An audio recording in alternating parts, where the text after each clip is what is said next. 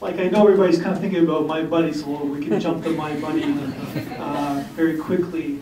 Yeah, it's like this is My Buddy. Like I said, like what you can do with one location, 2 actors, 1 location. It's a 24-minute film, and I don't know about you guys. I was kind of hooked in. This is the second time I've seen it. I was hooked in throughout, even the second viewing.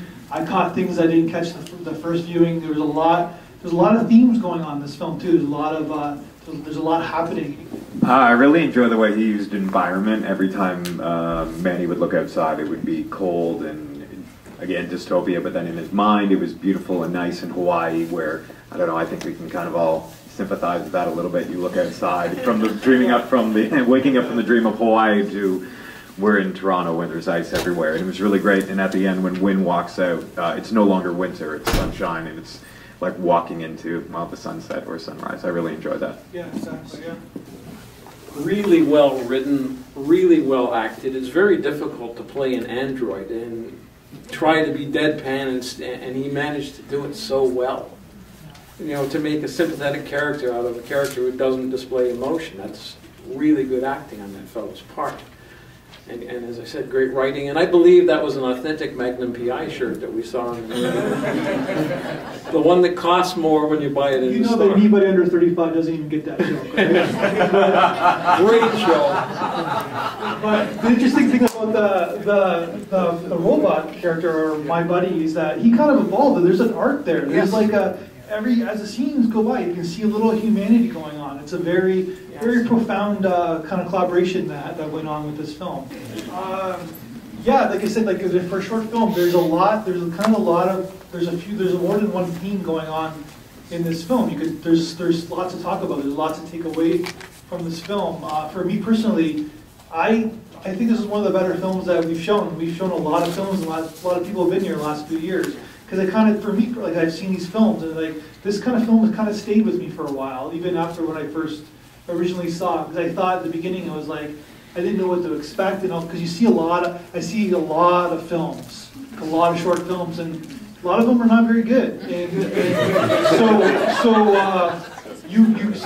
get very cynical, but then all of a sudden you start watching this film, and it's like, whoa! And all of a sudden it just hit me on many different levels as it progressed, because it's like there's 2 main characters in this film, and there's actually 2 themes going on between each character. I actually thought it was very sad and creepy.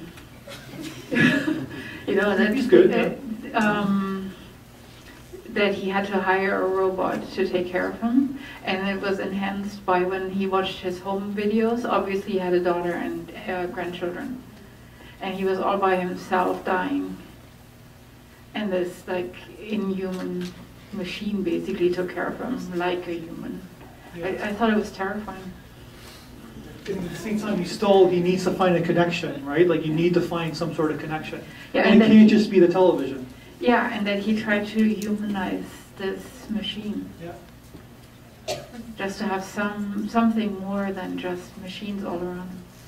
You can argue that we do that to a certain extent now, right? Like some of us are guilty of doing that with our so-called machines. A lot of us are friends with our cell phones in a great deal. It's about film about death too. Go ahead.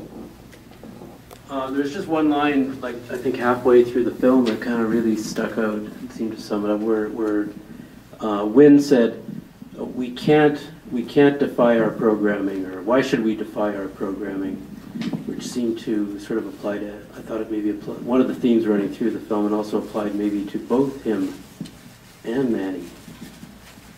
Even the human being has a programming. I just thought that one line really jumped out.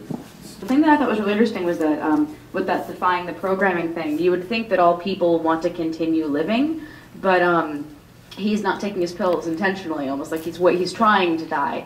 So it made me think that he didn't really want the robot there to take care of him, but the robot, who has no desire to continue living after his mission is accomplished, changes and wants to continue living. And my immediate thought was, oh, he's still a robot. Like, he hasn't grown into any humanity, although I wish he did. He's just following the last wishes of his master, which was go out and see the world.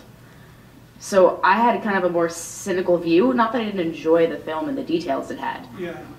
But it was almost like these 2 people, or two characters, were driving against their pre-designed courses, one to live who's trying to die and one to finish a mission and continue going on after it's done. So I kind of thought it was a little inverted and almost counterintuitive. Well, as I say, anything can happen in the movies.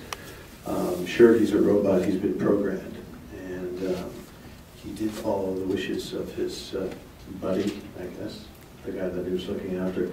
But he told him if he watched TV, he would learn something. And we saw that happening in that scene where you could actually see some sort of emotion on the face of this machine. So it is the movies. So something happened. Yeah. Well, he does like tear up a little bit, right? So, which is counterintuitive to what a robot does.